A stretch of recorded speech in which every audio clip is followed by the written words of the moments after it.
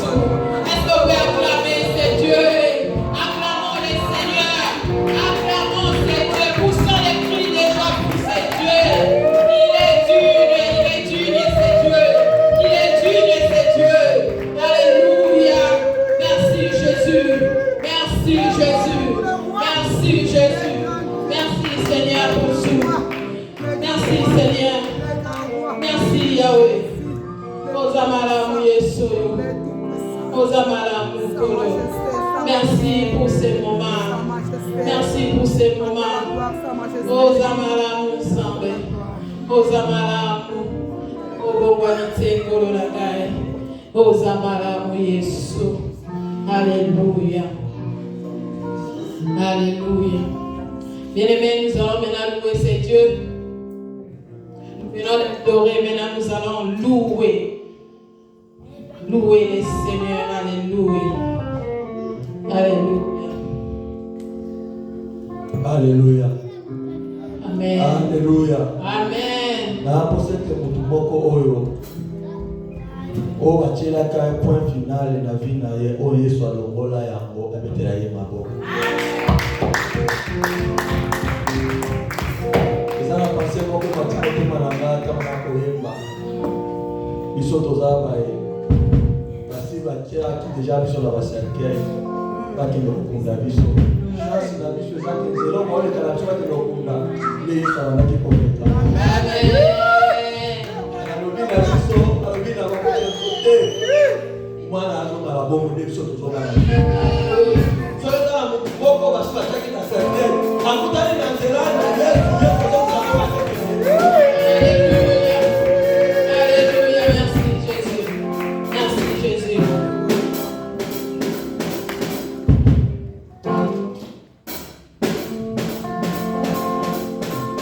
alobeza komaka moto na makola mese oza makasi na yo toza na bongo.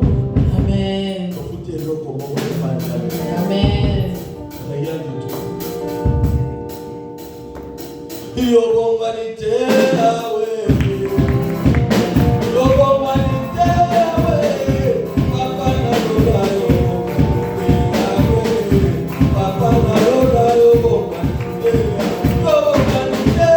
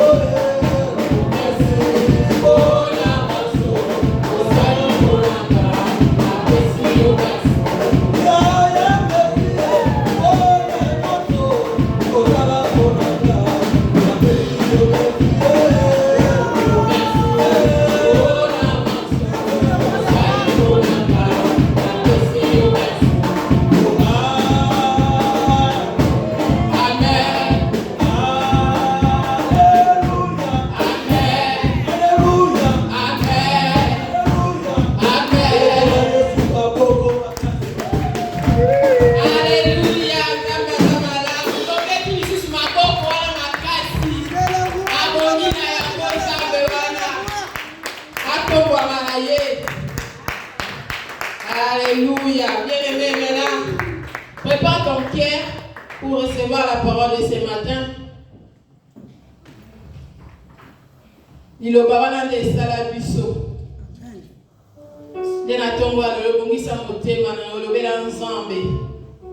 Et que l'ilobao na soyo kana tombe à l'elo. Et que tambuma malam kati na bomo inangai. Si kapé mosali na nzambe na maboko na Yesu. Que le Seigneur les utilise puissamment. Alobela biso de la part du Seigneur. Tout ce qui est des vols de pensées à nos cycles à la Congo na Yesu tokondeli. Alléluia.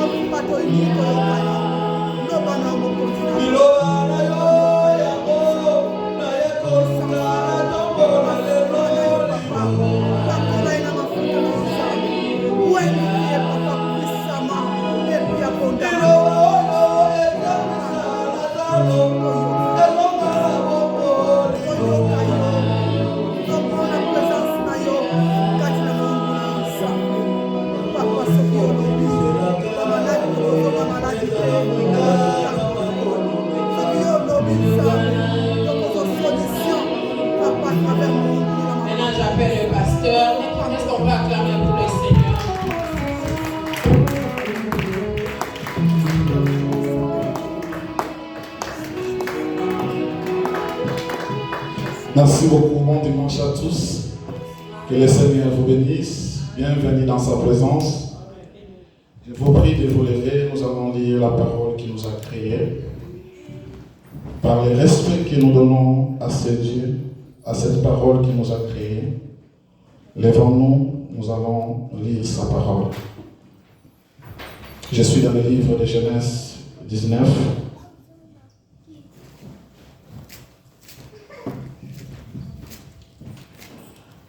Genèse 19, premier verset au 13e verset.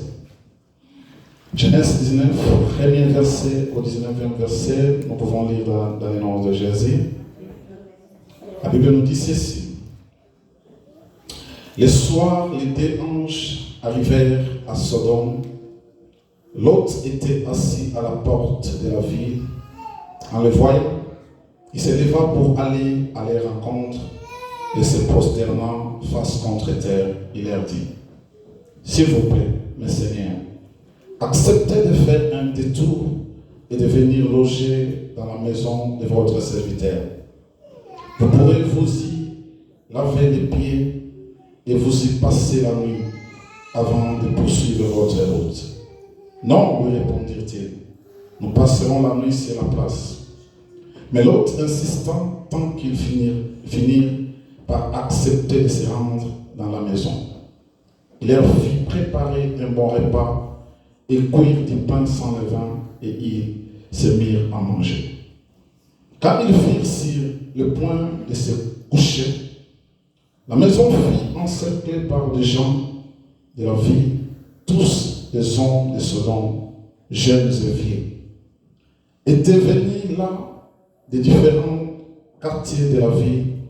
Ils appelèrent Lot et lui demandèrent: où sont ces hommes qui sont venus chez toi cette nuit?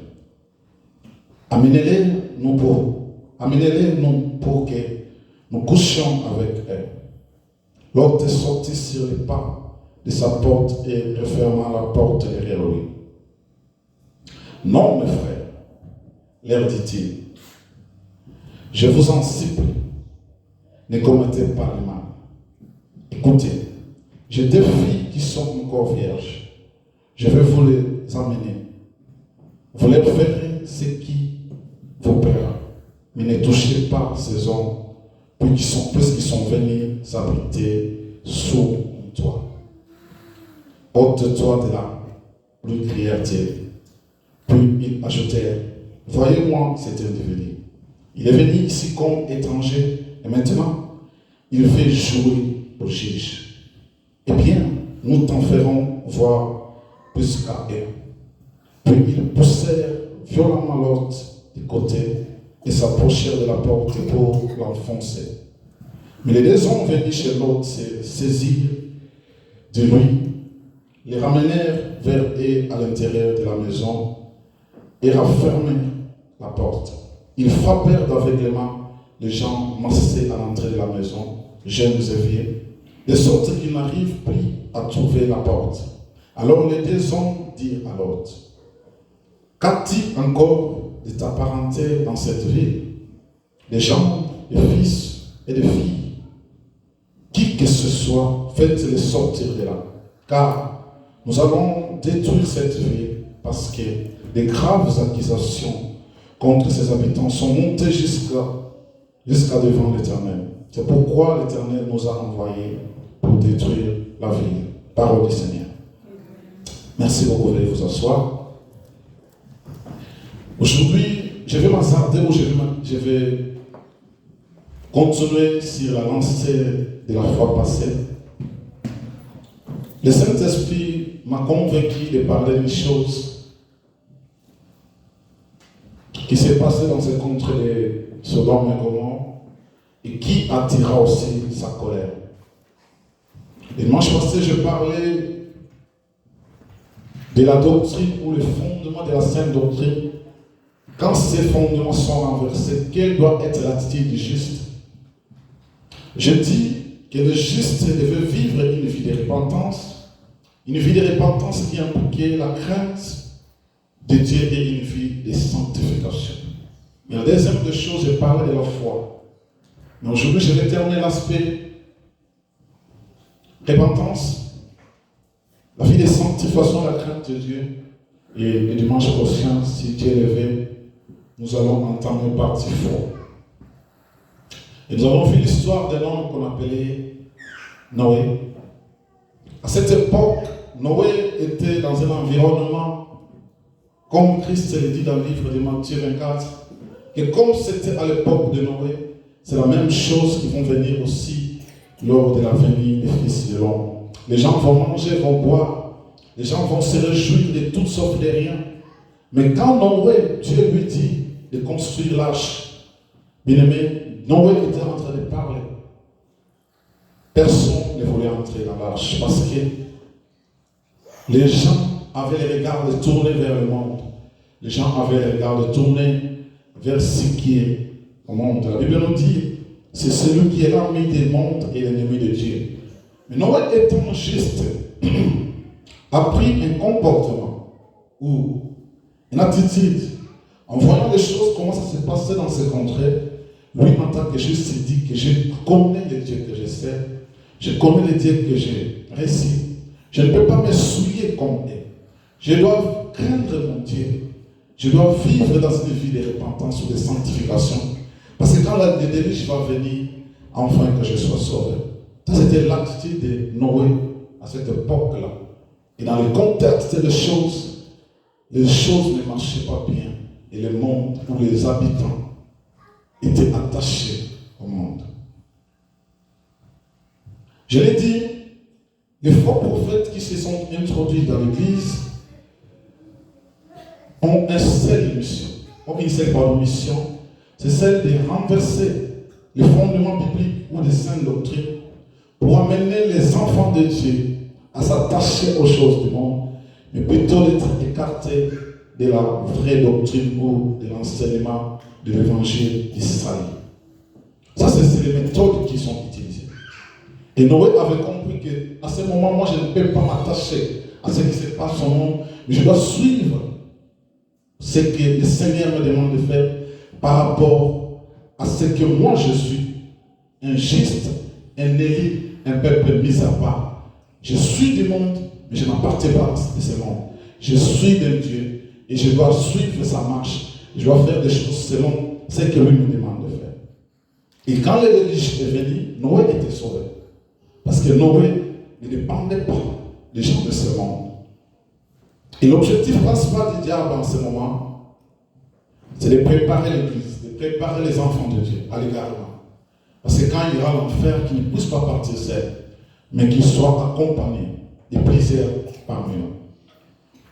Ici, question de réveiller la conscience des justes, ceux qui croient encore à la sainte doctrine, ceux qui croient au fondement, à la fondation qui a été posée, ceux qui croient encore à la pierre angulaire qui est Christ, de ne pas céder, de ne pas suivre ces vents, de ne pas suivre ces mouvements, mais que vous soyez basés sur ces écritures, c'est que Dieu vous dit, pour que vous soyez sauvés. Parce que les signes de son avènement sont inconstables. Ils sont déjà là. Il ne reste que peu de temps. Est-ce que allons-nous perdre notre âme pour le plaisir de ce monde? Aujourd'hui, je vais aborder un autre aspect des choses sur la crainte de Dieu, sur la vie de sanctification, sur la vie de repentance. Par cette histoire d'un autre juste à l'époque de Sodome et Gomorrhe. Les choses qui vont arriver à Sodome et Gomorrhe, ce sont les choses qui arrivent maintenant actuellement dans le monde et que l'Église accepte, adopte, voire même les hommes de Dieu approuvent cela. Mais j'aimerais que vous ouvrez bien vos oreilles et écoutez ce que je vais vous dire ce matin.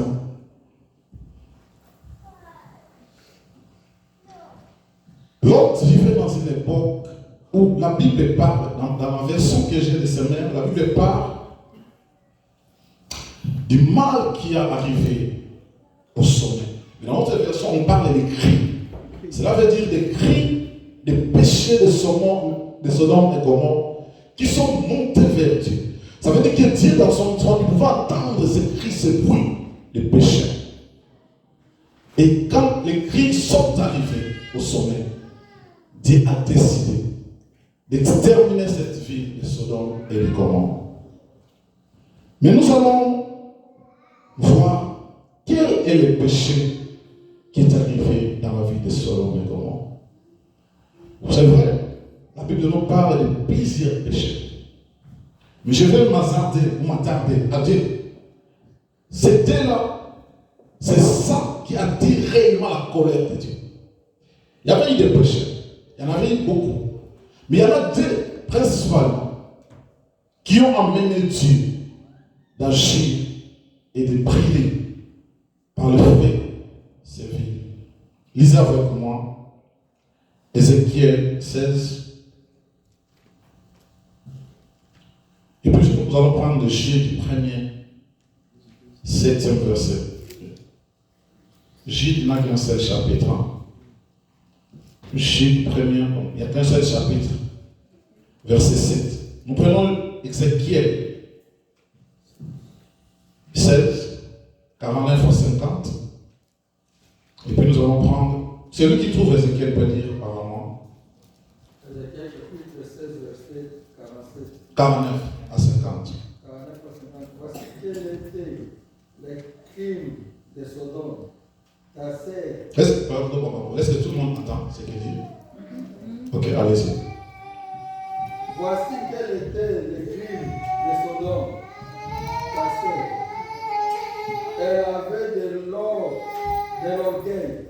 Elle vivait dans l'abondance et dans une insouciante sécurité.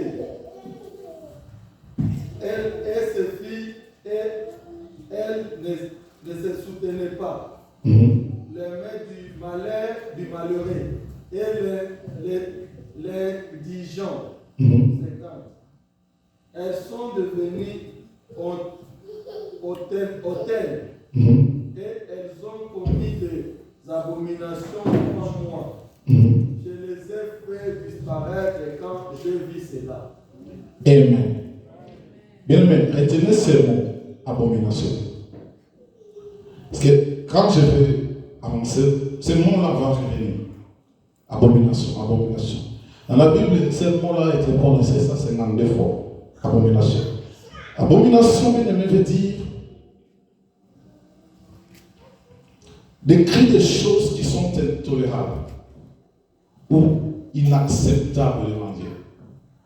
Quand vous voyez la Bible parler d'un péché qui est l'abomination ou l'abomination de la désolation, ça, ce sont des choses qui sont inacceptables et intolérables pour Dieu.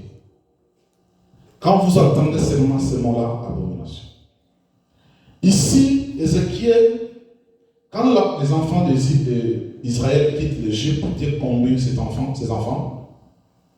Ici, Dieu parlait à Jérusalem, la ville de Jérusalem.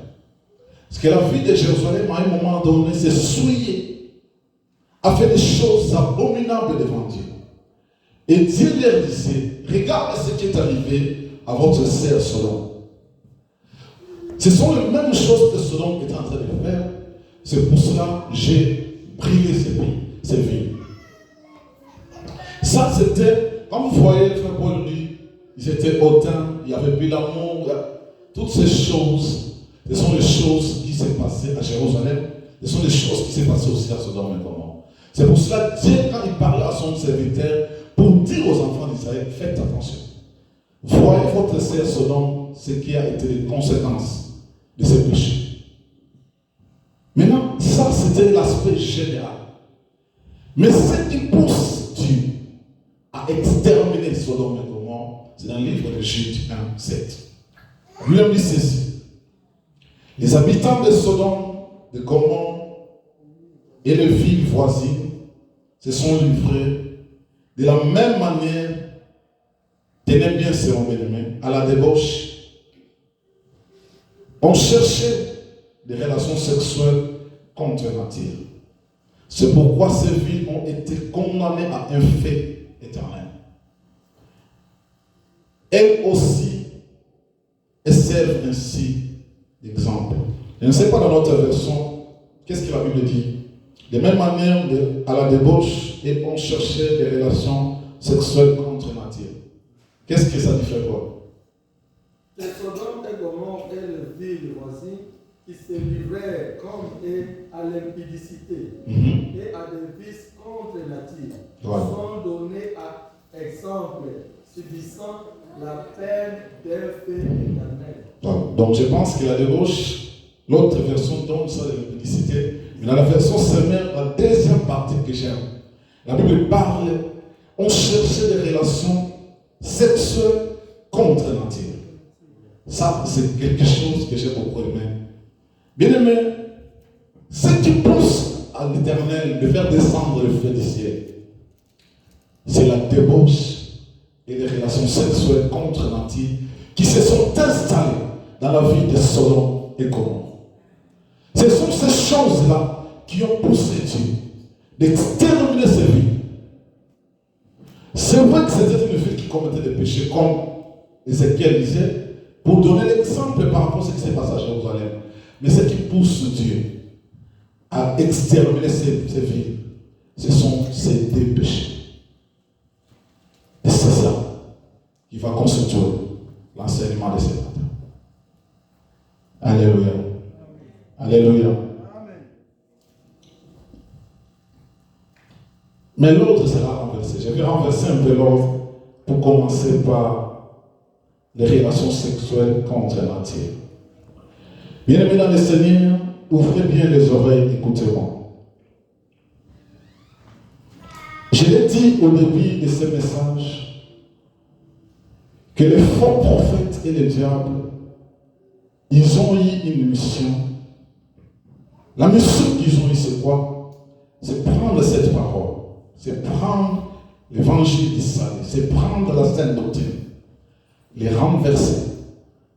Cela veut dire, quand on renverse les choses, tous les fondements bibliques, toutes les fondations de la sainte doctrine, quand elle est renversée, bien aimé, cela amène le peuple à l'égarement ou à servir d'autres dieux, ou à suivre une autre doctrine qui n'a rien à voir avec la Bible. Ça, c'est la mission du diable. Et cette mission est accomplie par de faux pasteurs qui se sont introduits au milieu de l'église comme des loups féroces qui vont épargner aucun prêt. C'est ça exactement la mission qu'ils ont eue de leur maître qui est le diable. Ça veut dire quand Dieu dit A, et ils vont dire B.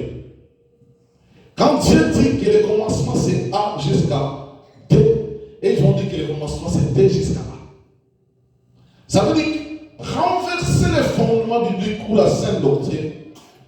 Bien aimé, cela veut dire tout simplement qu'on s'oppose à ce que Dieu dit. On s'oppose à l'ordre que Dieu a établi. On s'oppose au principe que Dieu a établi. C'est ça la démarche à suivre. Et bien, mais quand on s'oppose à Dieu, laissez-moi vous dire ceci. Quand vous lisez la Bible tout entière, vous allez vous rendre compte, même les grands serviteurs de Dieu qui sont tombés, où Dieu a chassé, où Dieu a béni, parce qu'ils se sont obéis à Dieu. Désobéis, pardon, à Dieu. Ce sont les deux choses qui attirent souvent la colère de Dieu. Ça lève la désobéissance. Et quand un peuple se forme un autre Dieu, c'est là où la Bible nous dit que notre Dieu, il est jaloux. Il ne partage sa gloire avec personne. Quand on commence à prendre la place de Dieu, c'est là où Dieu devient jaloux. Ou quand on commence à désobéir à Dieu, c'est là où Dieu frappe toujours. Mais la mission du diable et des faux prophètes, c'est de nous pousser l'Église, de nous désobéir à Dieu. C'est que Dieu a dit. Nous devons faire le contraire. C'est ça, simplement veut dire, on renverse les fondements, on renverse la fondation, on renverse les Écritures et la sainte doctrine. Mais quand on arrive à ce point, il y a une désobéissance vis-à-vis de Dieu. Et quand on désobéit à Dieu, bien-aimé, la suite, nous le savons. Mais nous, les justes, qui vivons à cette époque, bien-aimés, nous devons nous attacher à la sainte doctrine. Mais nous savons que la Bible nous interdit de faire ça. Pourquoi faisons-nous le contraire? Ça, c'est une façon aussi de désobéir à Dieu. Parce que faire contraire ce que Dieu dit, ça veut dire que nous sommes des rebelles contre lui. Nous nous rébellons contre Dieu. Et ça, c'est ce que le diable utilise et les démons pour égarer les enfants de Dieu. Je parle des rapports sexuels contre nature. Bien-aimés, lisez avec moi Lévitique 18. Lévitique 18, 22. Et puis, Genèse, frère Paul. Lévitique 18, 22. Genèse 2, 24. 18, verset 22. Tu ne coucheras pas avec un homme comme on couche avec une femme. C'est une abomination. Genèse 2, 24. Genèse 2, 24.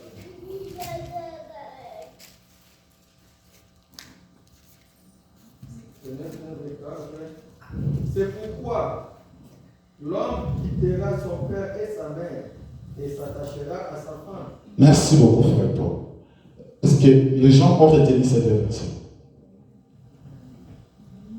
Je vais dire ceci.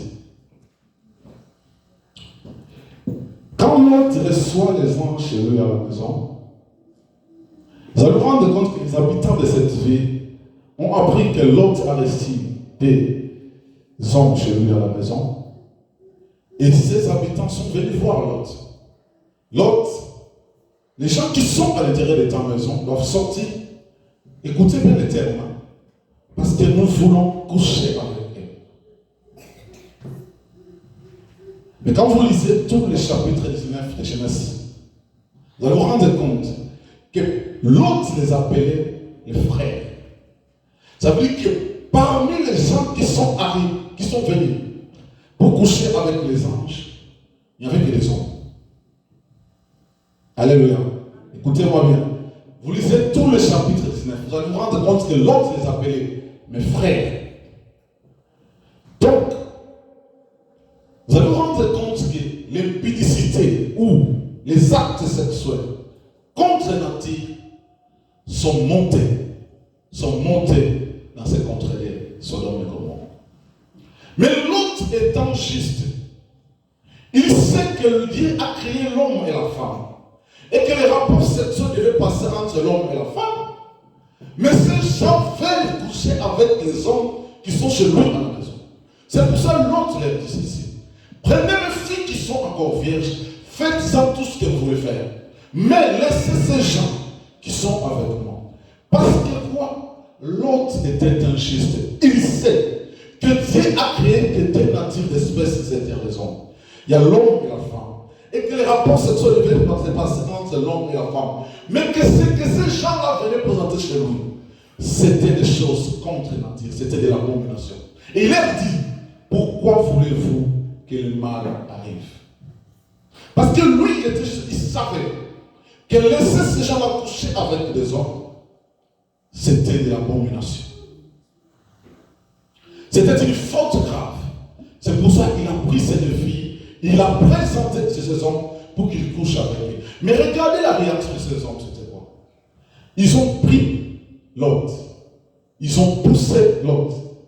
Parce qu'ils voulaient enfoncer la porte, entrer et aller commettre ce qu'ils avaient envie de commettre. C'est pour cela que les chercheurs vont arriver à conclure pour dire, ou même elle-même la Bible, que l'homosexualité, pardon? Désolé. L'homosexualité était parmi les péchés qui ont poussé Dieu à exterminer Sodome et Gomorrhe. C'est ça que la Bible appelle dans le livre d'Égypte les rapports sexuels contre nature. Les rapports sexuels contre nature, bien aimés, attirent la colère de Dieu, attirent le feu de l'Éternel. Et au Sodome et Gomorrhe étaient consumés à cause de cela. Maintenant, venons dans le livre de Lévitique 18 que frère Paul venait de lire, 22. La Bible dit, tu ne coucheras pas avec un homme comme on couche avec une femme.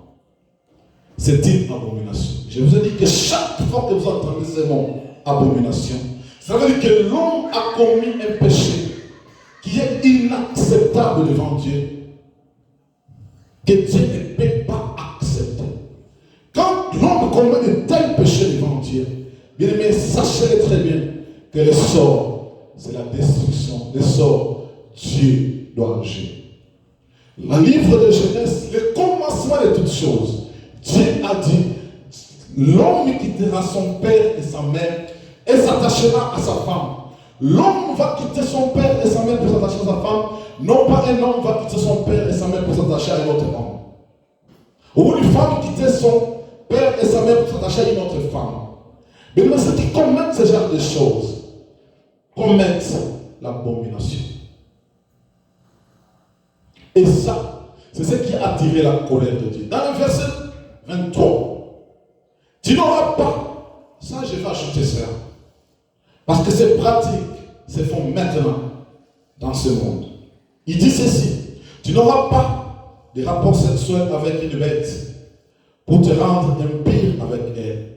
Une femme n'ira pas s'accoupler avec un animal. C'est une dépravation. Je ne sais pas dans la version que vous avez ça. Dépravation, ça, qu'est-ce qu'on dit? Dans les livres de Lévitique 18, 23. Cherchez-moi ça si quelqu'un trouve ça donnez-moi l'explication exacte avec ce que j'entends ici. Pardon? Pardon, c'est pardon. Tu ne coucheras point avec une bête pour te suivre. Avec la femme ne s'approchera point d'une bête pour se prostituer à elle. C'est une confusion. La version parle de confusion. Ici, on parle de dépravation. Ça veut dire que c'est une confusion. Pourquoi? Parce que Dieu a créé l'homme et la femme et que l'intimité ou les rapports sexuels doivent se passer entre l'homme et la femme et non le contraire. Mais vous allez vous rendre compte qu'à l'époque de Sodome et Gomorrhe, les péchés sont devenus comme la nourriture qu'on mange. On peut en faire tout ce qu'on peut faire. C'est pour ça qu'on vous rend compte que les hommes cherchaient à coucher entre eux et les hommes. Bien aimé, la Bible dit que c'est de l'abomination. Aujourd'hui, bien aimé, à l'église, je l'ai dit au de cette chair, que les églises aujourd'hui qui ont approuvé l'homosexualité, il y a des grands hommes de Dieu aujourd'hui qui bénissent les mariages des homosexuels. Frères et sœurs, sortez de ces endroits.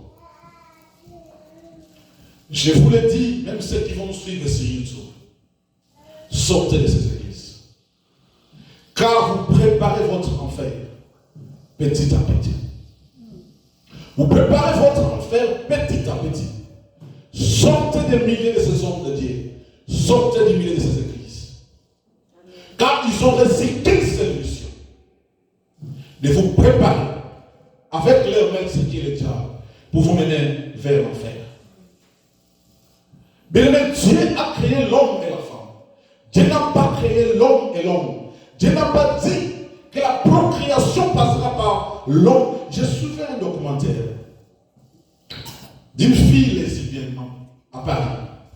On lui pose la question, journaliste, mais vous avez choisi cette fille, vous aurez des enfants comment? Elle dit, calmement, nous aurons des enfants parce que les enfants vont se faire par procréation. Mais j'ai eu des larmes aussi. J'ai dit, regarde jusqu'à ce niveau. Le mal a atteint son apogée. Et la Bible dit, quand vous allez voir l'abomination de la désolation pénétrer dans les lieux saints, dans l'église, sachez que Christ est à la porte.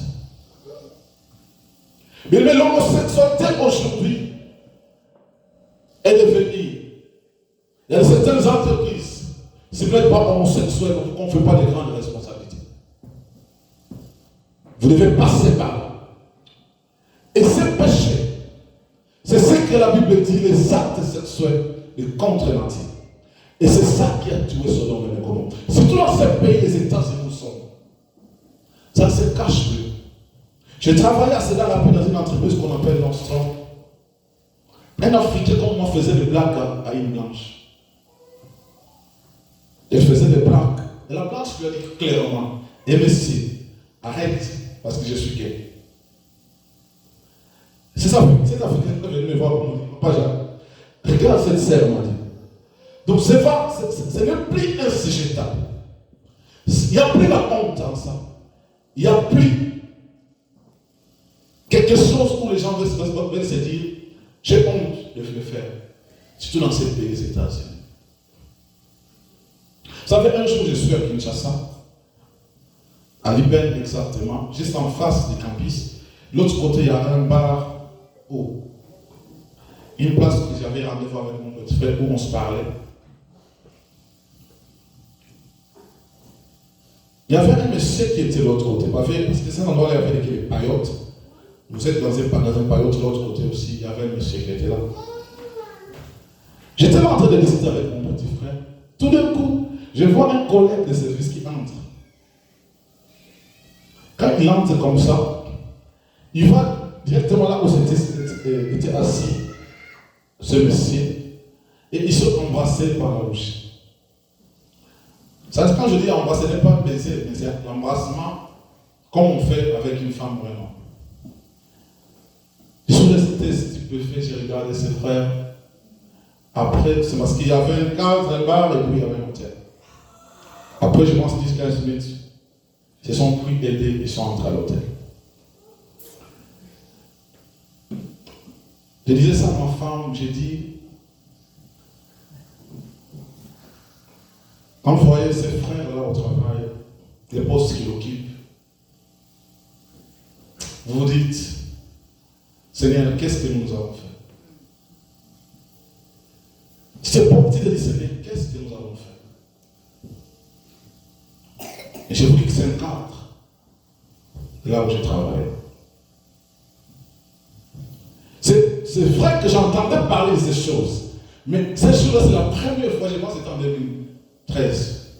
C'est la première fois que j'ai appris ça dans mon pays, le Congo. Je pouvais entendre parler de cela, mais c'est ces jours-là que j'ai compris que ces choses-là, même chez moi au Congo, c'était déjà arrivé. Et même aujourd'hui, on nous dit que c'est devenu même quelque chose de... Bien-aimé, tu veux obtenir le succès, c'est l'homosexualité. Tu veux être élevé, c'est l'homosexualité. Mais vous savez c'est quoi l'objectif? L'objectif, les diables c'est un opposant à Dieu. C'est montrer à Dieu que toi tu as créé ça, mais moi je viens renverser l'ordre de ce que toi tu as créé. Et que quand il renverse cet ordre, l'abomination a atteint son comble. Et dans les jours à venir, bien aimés, ce qui s'est passé à l'époque de Sodome et de Gomorrhe, c'est ce qui se passe actuellement dans ce monde. Bien aimé, regarde quand l'âme de l'homme que Dieu a créé, n'est plus contrôlée par elle. L'âme de l'homme, quand elle n'est plus contrôlée par elle, elle est contrôlée par les sentiments de ce monde. Bien aimé, Dieu ne va pas tarder d'agir. Dieu ne va pas tarder d'anéantir tout ce que nous voyons.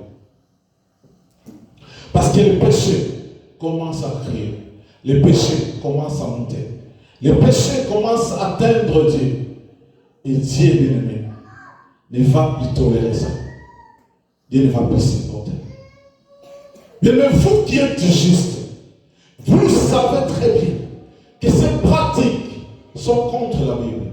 Mais comment imaginez-vous qu'un homme de Dieu qui s'appelle soi-disant homme de Dieu, qui accepte de bénir un mariage d'homosexuel? Bien-aimé, même dans la nature elle-même, elle ne peut pas vous enseigner. L'Église aujourd'hui ne peut pas comprendre ces choses. Que ces hommes de Dieu, ce sont des envoyés purement du monde des ténèbres. Est-ce que l'Église ne peut pas ouvrir les yeux? Est-ce que les justes doivent suivre ces vents?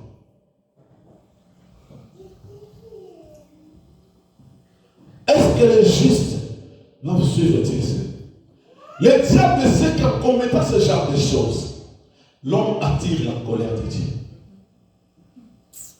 Le diable sait que quand l'homme arrive à atteindre ce point, il attire la colère. Et le diable le sait.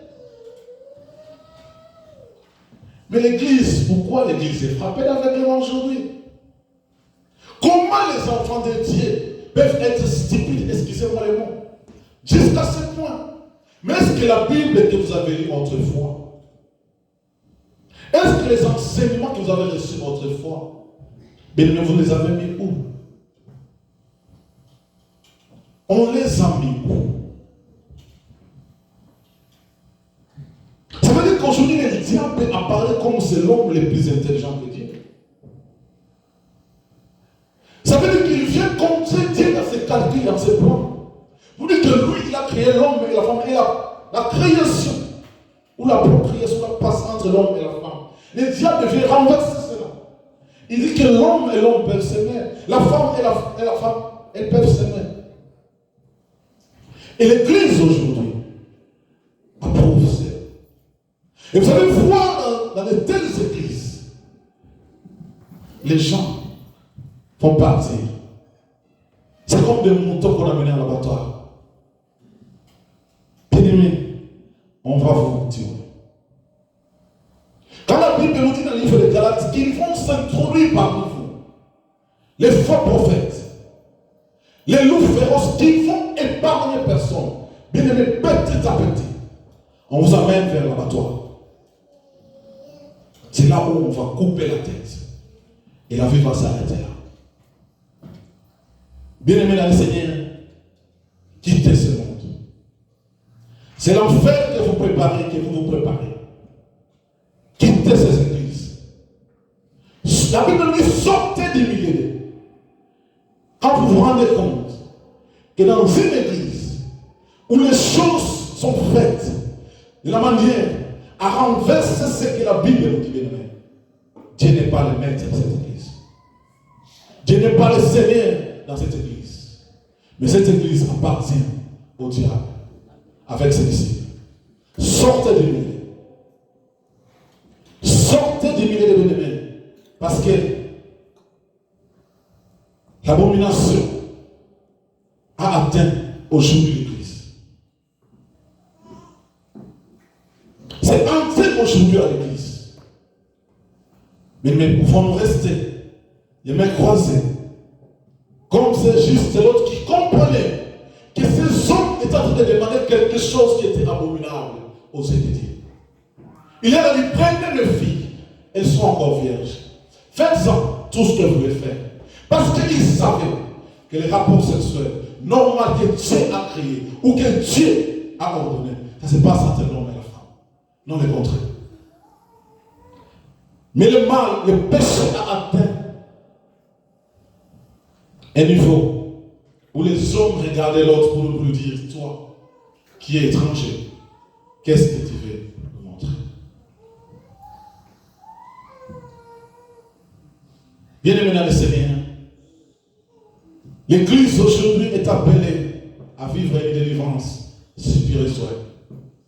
Bien-aimés, tout commence par le spirituel. Quand votre spirituel est rendu captif par les enseignements des démons, par les faux prophètes, bien-aimés, le corps ne va que subir les conséquences de ce qui se passe à l'esprit. Et le diable a compris. Quand il va tenter Christ, la Bible nous dit qu'il emmène en esprit. Parce qu'il sait que si Christ tombe en esprit, la mission de la chair va s'arrêter. Et c'est ça l'objectif du diable. C'est amener les enfants de Dieu, captiver notre esprit pour accepter l'inacceptable. Pour commencer à mettre ou à vivre des choses qui n'ont rien à voir avec la saine doctrine. Parce que le diable veut renverser la vérité, veut renverser ce que Dieu a dit, ce que Dieu a créé, pour toucher, pour posséder la chair. Parce qu'il sait qu'à l'enfer, il n'ira pas seul. Il ne veut pas partir seul. Il va partir avec plaisir. L'homosexualité aujourd'hui est devenue quelque chose où les gens n'ont plus honte. Où les gens n'ont plus honte de cela. Mais imaginez-vous quand les gens vont prendre une habitude. Cela veut dire que pour que vous voyez ces réactions aujourd'hui, ça veut dire que ce n'est pas quelque chose qui a commencé aujourd'hui. C'est quelque chose que le diable prépare petit à petit. Ça venait. Et aujourd'hui, les gens n'ont plus honte de cela. Un jour, ma femme m'a montré une vidéo où les hommes homosexuels étaient en train de célébrer. C'était une fête en Italie, je pense. Ils étaient dans une salle en train de célébrer leur union. J'ai dit au Seigneur, le monde arrive à sa fin. Bien-aimés, nous devons, nous les justes, vivre une vie de sanctification, de la crainte de Dieu. Nous devons vivre cela. Nous devons continuer à vivre cela. Bien-aimés, ne nous conformons pas au siècle présent. Évitons cela. Soyons des gens sobres, justes, qui mettent ces paroles dans leur cœur. Et que cette parole nous conduise au dirige. Parce que si vous vous écartez de ça, vous devenez opposant à Dieu. La deuxième des choses, la Bible parle de la débauche dans le livre de Jude qui pousse Dieu à détruire Sodome et Gomorrhe. Bien aimé, la débauche, ça arrive aujourd'hui à l'église. Il fait Paul parler de l'impudicité. Je parle des rapports sexuels contre la nature qui peuvent se faire entre l'homme et l'homme, la femme et la femme. Mais si je parle de l'impudicité, l'impudicité entre l'église par le moyen de la polygamie. Aujourd'hui, les églises nous enseignent qu'un homme peut avoir plusieurs femmes. Il y a même en Afrique ici, il y a une loi qui a été votée. Que même quand la femme trompe l'homme, il n'y aura pas de divorce.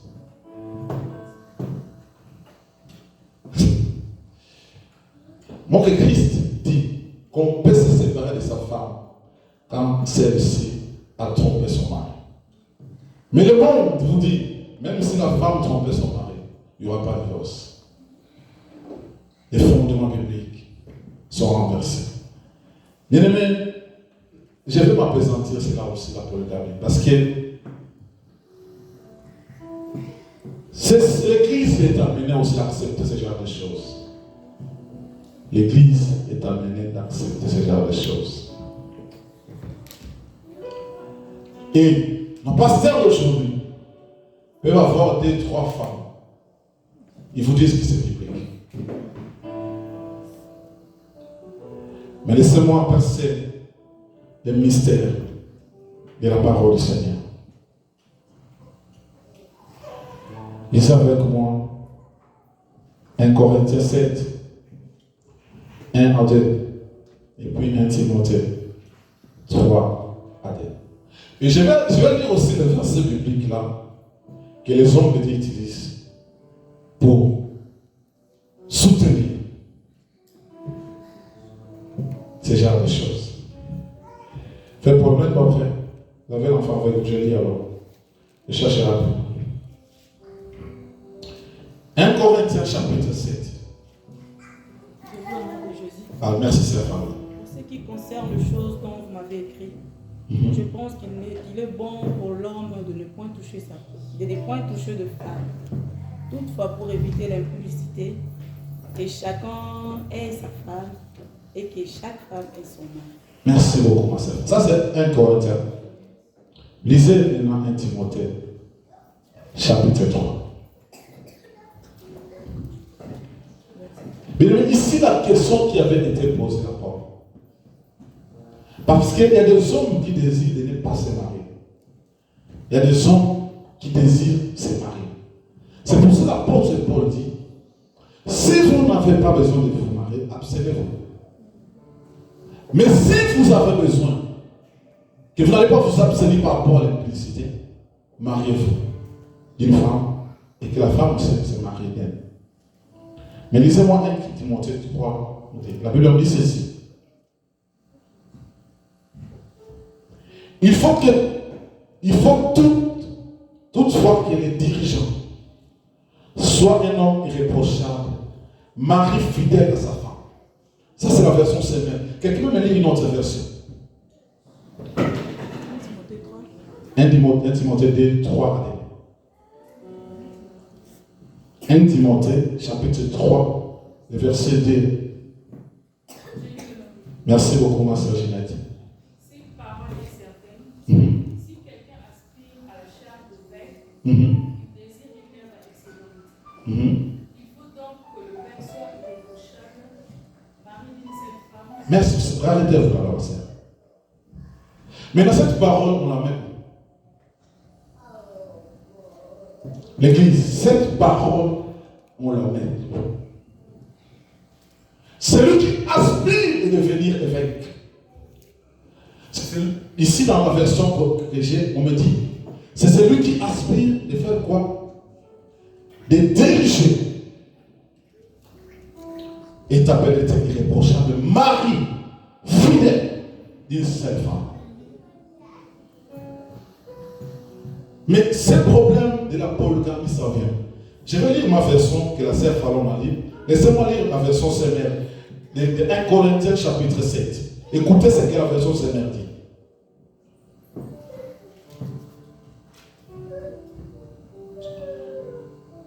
Cependant, pour éviter toute immoralité. Vous voyez la version Seigneur, c'est ce qu'elle dit. Elle dit pour éviter toute immoralité. Bien aimé, comment voulez-vous expliquer aujourd'hui? Christ est mort pour une seule femme, qui est l'Église. Vous avez lu dans la Bible où la Bible dit que Christ est mort pour plusieurs femmes. L'image de l'homme et la femme qu'on donne, c'est l'image de Christ et de l'Église. C'est pour éviter l'immoralité par nos sœurs. Paul était un certain, il n'avait pas d'épouse. Mais il pouvait contenir ses envies sexuelles. C'est pour cela qu'il dit, au nom du mystère, je refuse de me marier. Christ aussi l'a fait. Mais quand vous allez vous rendre compte que vous n'allez pas arriver à vous contenir par rapport au rapport sexuel lui-même, la Bible dit, mariez-vous, mais dit de seule femme. Mais d'où est venu ces histoires de polygame? Mais ça, c'est pour encourager les c'est dont la Bible nous parle. C'est pour encourager la débauche. Si les hommes de Dieu doivent arriver à accepter la polygame, vous allez vous rendre compte, certains hommes de dire, je prends une deuxième femme. Parce que la première femme n'est plus la femme de ma vision. Chers hommes de Dieu, je vous regarde droit dans les yeux et je vous dis, quand vous êtes marié avec votre première femme, qui vous a poussé? Qui vous a demandé d'aller vous marier avec elle? Et aujourd'hui, ce n'est plus la femme de votre vision. C'est par quel mécanisme? Par quel mécanisme? Il faut penser que Dieu peut commettre de telles erreurs. Si Dieu vous a convaincu que c'est la femme de votre vie, vous devez en assumer les responsabilités, les conséquences de ce qui va arriver après. Vous voulez enseigner quoi à l'église? Ou vous voulez amener l'église où? Exactement. L'apôtre Paul précise que c'est pour éviter l'immoralité sexuelle.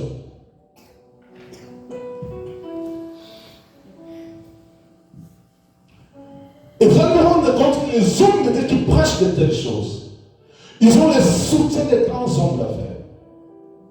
Parce qu'eux, ils se retrouvent dans ce message. Bien aimé, Christ est mort pour une seule femme. Christ n'est pas mort pour plusieurs femmes. Et celui qui veut diriger, celui qui veut être appelé pasteur évêque, doit être un homme irréprochable, marié d'une seule femme. Lisez-moi cette parole, Exode 22:16. C'est le verset biblique que les polygames utilisent. Exode 22:16. Pour assoupir leur soif. C'est ce verset biblique qui s'utilise. Je lis au nom de Jésus. Amen. Si un homme séduit une vierge qui n'est point fiancée et qu'il couche avec elle, il paiera sa dot. Voilà. Et la prendra pour femme. Merci beaucoup, ma sœur Fallon. C'est le verset biblique que les polygames utilisent. Donc, moi, Jacques, comme je suis là, pasteur de mon état, je trouve la sœur Fallon vierge, je la salue. Si je couche avec elle, Je paye la dot et je vais élever ma femme. Je vais chez maman Anne, elle est vierge, je la séduis. Je couche avec elle, je paye la dot et élever ma femme. Je vais à la sœur Rose, elle est vierge, je la séduis. Je couche avec elle, elle est.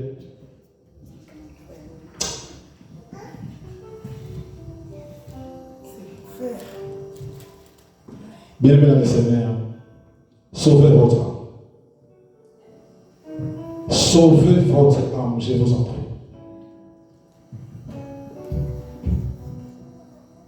Mais quel est le courage qu'aura-t-il un homme de Dieu, un enfant de Dieu qui connaît la Bible, d'aller séduire les femmes? À cette époque, Dieu donnait les commandements à l'Israël qui sortait de l'Égypte. Pour les vrais élevés, les commandes doivent marcher. Mais les rapports impudicité, vous savez ça, c'est un péché qui se passe et dans le corps et dans l'esprit. Comment l'église d'aujourd'hui, comment les évêques de Christ qui sont appelés, nous ne sommes pas des hommes parfaits. C'est Christ est parfait. Nous sommes des hommes qui ont beaucoup d'imperfections. Mais dire la vérité, ça veut dire que je disais ça au début de ce message.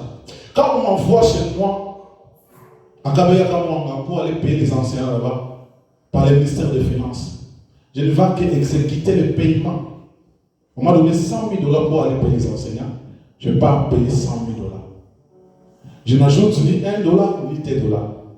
C'est ça qui est la mission que les hommes de Dieu ont reçue de la part de Dieu. D'aller remettre ce que Dieu les a donné, sans retrancher, sans ajouter quoi que ce soit. Mais comment les hommes de Dieu aujourd'hui veulent se coller à des versets bibliques qui arrangent les façons de voir ou de faire des choses, mais qui n'ont rien à voir avec la Bible. Maintenant, c'est que l'apôtre Paul dit. Parce que l'apôtre Paul, c'est celui qui vient éclairer ou qui vient ouvrir les yeux de l'Église. Quand Christ termine la mission, Christ prêchait en parabole. C'était difficile aux hommes de comprendre Christ. Vous allez vous rendre compte de cet espace-là, de la Pentecôte et les épîtres de Paul. Le Saint-Esprit est venu à saisir un homme comme Paul. Et Paul ouvre, apporte la lumière de ce que Christ a dit. Ouvre les yeux à l'Église. C'est pour ça que vous allez vous rendre compte que Paul, ses écrits, étaient toujours envoyés aux églises. C'est là où il y avait la confusion par rapport aux choses de Dieu. Lui, il remettait des choses à l'autre par rapport à ce que Christ est venu faire. Quand il vous dit ici, vous êtes évêque, vous devez être marié d'une seule femme, où est-ce qu'il parle de la polygamie? Où est-ce que la polygamie est mentionnée ici dans cette Bible? Et il précise, il donne du conseil aux hommes. Si vous vous rendez compte que vous n'allez pas vous marier, abstenez-vous, comme lui, parce que tu n'es pas marié. Mais si vous pensez que vous allez vous marier, alors prenez une femme et que la femme se prenne un homme pour éviter l'immoralité sexuelle. Bien aimé, aujourd'hui, l'Église est mise devant la polygamie. Bien aimé, même ici, Dieu dit que, la Bible dit que d'autres disent que Dieu est jaloux, qu'il ne veut pas partager sa gloire avec personne. Pensez-vous qu'une femme, c'est lui qui est Dieu, il est jaloux? Pensez-vous que je suis marié à maman Olga, je me marie avec sa sœur Pharaon. Pensez-vous que humainement parlant, ça va passer? Pensez-vous vraiment que humainement parlant, que la sœur Pharaon se rende compte que je n'ai pas dormi chez elle pendant 3 jours, je viens chez elle pendant 3 jours. Pensez-vous que humainement parlant, ça va faire du bien?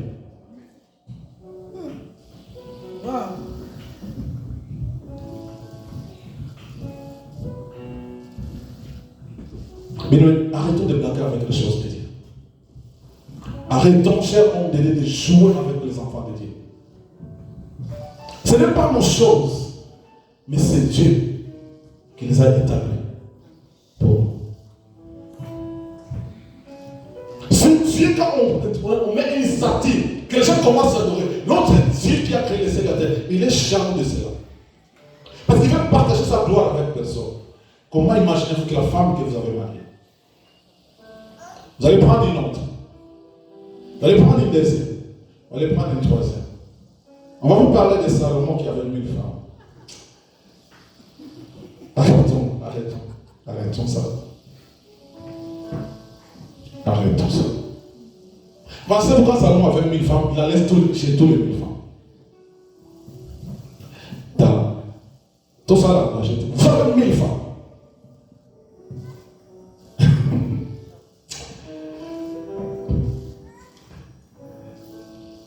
Pensez-vous qu'il était tout le temps là chez les 1000 femmes là? Je pense que Salomon l'a après 12 ans.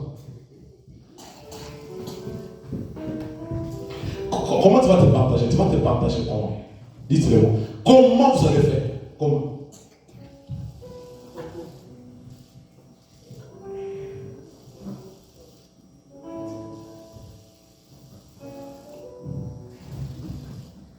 Un homme de Dieu me disait, je me suis rendu compte que cette femme, ce n'était pas la femme de ma vie, ce n'est pas elle que Dieu a destinée pour moi.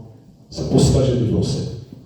Je lui ai posé la question, cher homme de Dieu, avant de vous marier avec cette femme, n'est-ce pas que vous avez demandé la volonté de Dieu? Oui, j'avais demandé la volonté de Dieu. Mais si ce n'était pas elle que Dieu m'a destiné pour moi, j'ai dit, tu penses que Dieu peut commettre de telles erreurs? Si ce n'est pas la femme de David, tu penses que Dieu va te pousser au Kébala? À moins que vous n'ayez pas demandé la volonté de Dieu. Mais Dieu sait que vous avez un ministère. Il va vous laisser commettre de telles erreurs. J'aimerais plutôt que vous arriviez à un niveau de fiançailles, qu'après que vous vous rendez compte que ce n'est pas la femme de votre vie, ok. Mais quand les gens sont venus à l'église, vous avez dit, quelle confusion qu'on apporte aujourd'hui à l'église. Mais bien aimé dans le Seigneur, laissez-moi vous dire ceci. Je vais reprendre les mots de cet homme de Dieu qui a dit, bien aimé, vous ne venez pas à l'église parce que vous avez cru en un pasteur. Alléluia. Vous ne venez pas à l'église parce que vous avez cru en un pasteur. Vous venez à l'église parce que vous avez cru à celui qui est monté sur la croix et qui a donné sa vie à cause de vous. C'est ça, cet homme-là que j'avais pris. Ce n'est pas au pasteur. Le scandale de pasteur, bien-aimé, que cela ne vous décourage pas. Amen. Que cela ne vous décourage pas. Vous avez cru à celui qui a donné sa vie pour vous. Et suivez ce que lui, il vous enseigne. Suivez ce que lui, il vous dit de faire. Car la grâce est venue par lui. Parce que si nous devons suivre les scandales qui se passent à l'église bien-aimée, il y a un prophète qui nous disait hier, nous allons fermer la Bible. Ce sont les hommes de Dieu qui sont intouchables même aujourd'hui. Vous ne pouvez même pas vous approcher de lui. Il est en complice avec les membres du gouvernement. Et de tels enseignements, bien aimés, qu'est-ce que ces gens de hommes vont faire dans telle église?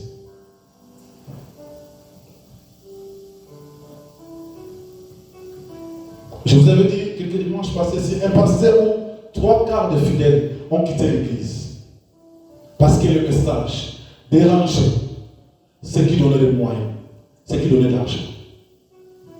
Le message de la repentance dérangeait. Ils ont dit que si tu continues à enseigner comme cela, nous allons partir. L'homme de Dieu a dit que je ne ferai de la compromission avec personne. Je dirais, c'est que le Saint-Esprit le communique pour l'Église. Et les hommes ont pris leur argent, ont pris les 3/4 des membres de l'Église. Ils sont partis. Et l'homme de Dieu est resté. Mais aujourd'hui, Dieu l'a restauré. Parce qu'il était resté fidèle au principe divin. Bien-aimés dans le Seigneur,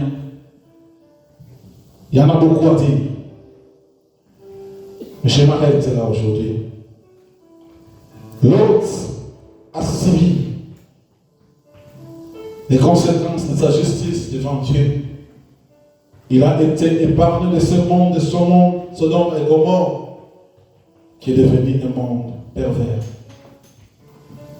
Où la loi, où les principes bibliques ont été pas foulés au pied. Mais l'autre est resté juste devant son Dieu. C'est pour cela que quand cette ville est détruite, lui et ses enfants ont été sauvés. Parce qu'il était juste. Il y a ce moment aussi où les valeurs spirituelles sont en train d'être renversées.